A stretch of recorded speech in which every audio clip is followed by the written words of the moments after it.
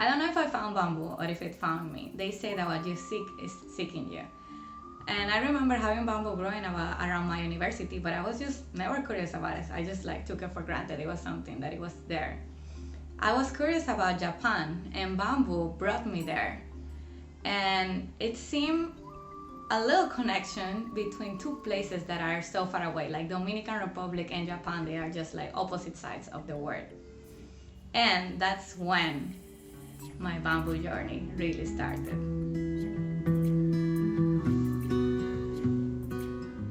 In the beginning, it was such a practical decision. It's like, that's something that I can go learn there and then bring it back to my country. But on the way, I discovered so much more.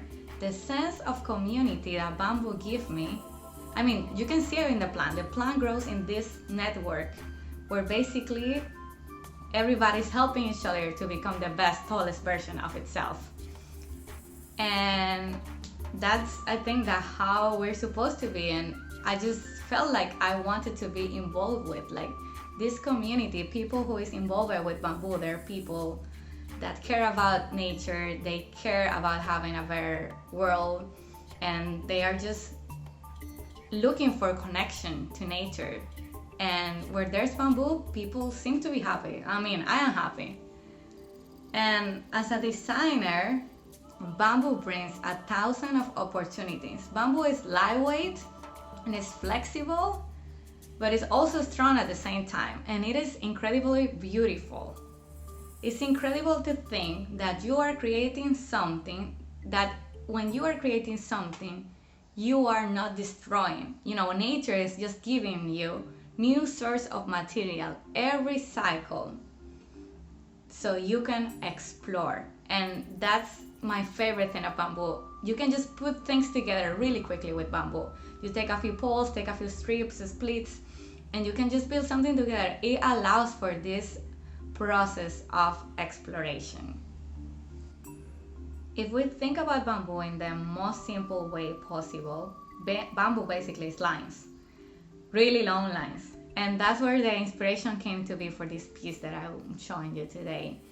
I just wanted to combine these geometrical shapes with really elongated lines.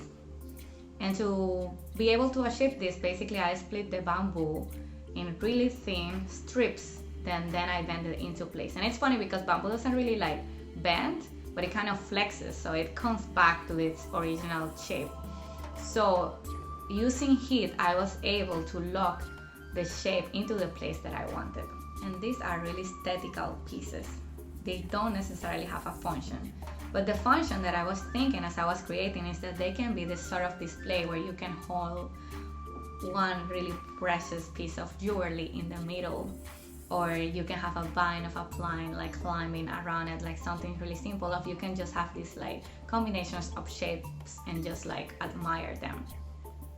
But what I really wanted to do was to elevate the use of bamboo. I wanted to trigger in people's minds. It's like, oh, this is bamboo. Look how really nice and aesthetically this piece looks. It's like spark that curiosity of the possibilities of bamboo. This is Leticia, and this is a little bit about my bamboo journey.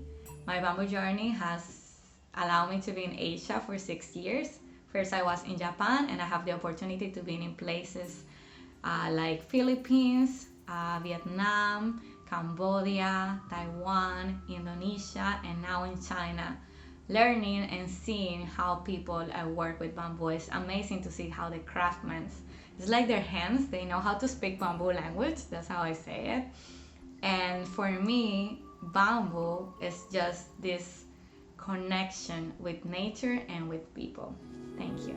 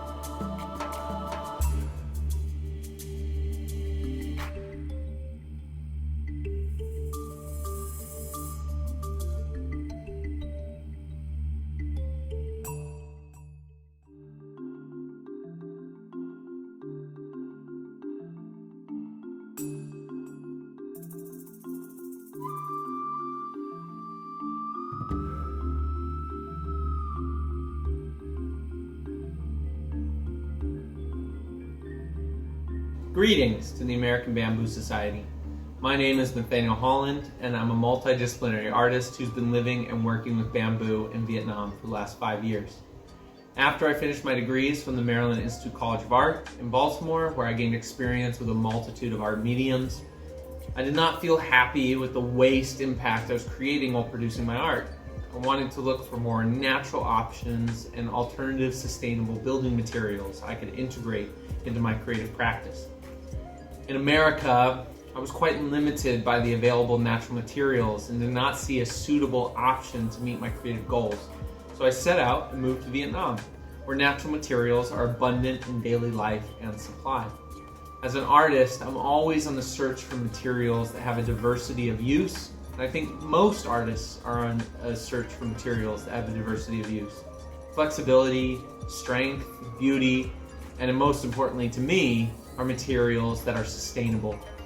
Bamboo is all of this in a material and more, so I instantly began integrating it into all of my work and daily life, including simple things like the bamboo glasses I'm wearing today. With bamboo, there's no waste, just more options. And bamboo allowed me to create art, think about art in a whole new way. Like a cook with his own vegetable garden, I feel immensely lucky and joyful to be able to harvest my creative medium not from a store, but from nature itself. Bamboo represents a sustainable alternative to so many materials, and a way we as humans can make better choices on what materials we choose to use in our daily lives. As an artist, I hope to promote bamboo through my creations and motivate the industry around bamboo until it's common globally as it is in Vietnam. Spire is full of many eclectic inspirations and messages we don't have the time to discuss today, but the main intention for the sculpture is to create a bridge for the viewer to connect to the natural world and recall their sacred nature. I want to say thank you very much for your time, and I hope you enjoyed these brief clips of Spire.